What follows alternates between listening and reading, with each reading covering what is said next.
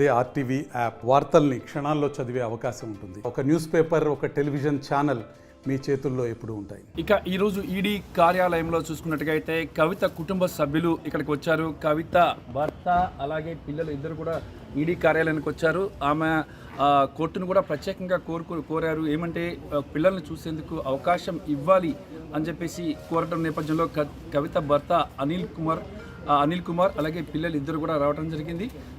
ఇప్పుడు మరి కొద్దిసేపట్లో వాళ్ళ అమ్మను కూడా కలుస్తారని చెప్పేసి సమాచారం అందుతుంది. మరి ఇప్పుడు చూస్తున్నాం మనం అక్కడ కౌంటర్ దగ్గర ఉన్నారు. కౌంటర్ దగ్గర స్లిప్స్ ఎంట్రీ రిక్వెస్ట్ ఫామ్స్ సంతకం చేస్తున్నారు.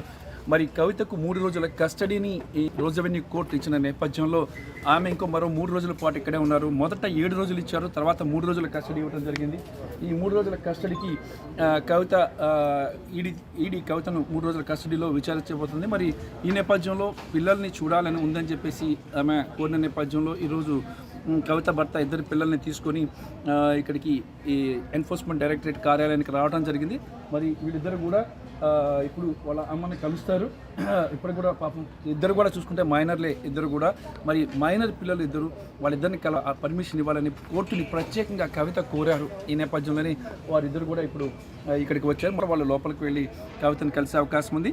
కోర్టు ఆర్డర్స్ ప్రకారం ఈడీ కస్టడీలో ఉన్న ప్రతిరోజు కూడా గంట సేపు 7 నుంచి 8 గంటలు కానీ 6 నుంచి 7 గంటలు కానీ 1 గంట సేపు మాత్రమే కుటుంబ సభ్యులు కలవడానికి అవకాశం ఉంది.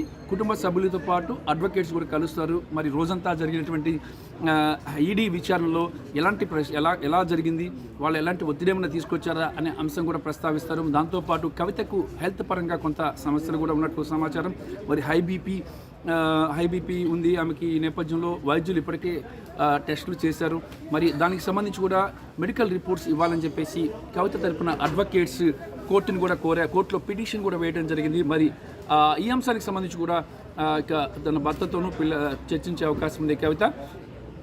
అయితే కస్టడీని ఇవ్వరు, రిమాండ్కి పంపిస్తారు, బెయిల్ మీద బయటికి రావచ్చు అనుకున్నప్పటికీ కూడా ఇక సమీర్ మహేంద్రు ఈ కేసులో చాలా కీలకమైన వ్యక్తి. సమీర్ మహేంద్రుతో కలిపి ఇంట్రాగేట్ చేయాలని చెప్పి ఈడీ తన రిక్వెస్ట్లో రోజు అవెన్యూ కోర్టుని కోరటం జరిగింది. మరి కోరిన నేపథ్యంలోనే ఇక ఈడీ ఎన్ఫోర్స్మెంట్ డైరెక్టరేట్కు 3 రోజుల కస్టడీని ఇవ్వడం జరిగింది. సమీర్ మహేంద్రతో పాటు ఢిల్లీ ముఖ్యమంత్రి అరవింద్ కేజ్రీవాల్ అలాగే మరికొంతమంది తీహార్ జైల్లో ఉన్నటువంటి అరుణ్ రామచంద్ర పిల్లై, శరత్ చంద్రారెడ్డి, మాగంట రాఘవ వీళ్ళందరినీ కూడా తీసుకొచ్చి తీహార్ జైలు నుంచి ఇక్కడికి తీసుకొచ్చి ఇక్కడ విచారించాలని చెప్పేసి కూడా ఎన్ఫోర్స్మెంట్ డైరెక్టరేట్ భావిస్తుంది. ఈ నేపథ్యంలోనే ఇంకా వాళ్ళందరితో విచారించడం కోసమే 3 రోజుల పాటు కస్టడీని ఎక్స్టెండ్ చేయాలని చెప్పేసి కూడా ఎన్ఫోర్స్మెంట్ డైరెక్టరేట్ అధికారులు రోజు అవెన్యూ కోర్టుని కోరడంతో రోజు avenue court judge Kaveri Baweja 3 రోజుల పాటు ఇచ్చారు. వాస్తవంగా అయితే ఈడీ 5 రోజులు అడిగింది కస్టడీ ఎక్స్టెన్షన్ని. మరి కానీ కోర్టు మాత్రం 3 రోజులు మాత్రమే ఇవ్వడం జరిగింది. మరి ఈ 3 రోజుల్లో మరిన్ని అంశాలకు సంబంధించి కవిత నుంచి చాలా అంశాలను కూడా సేకరించే అవకాశం ఉంది.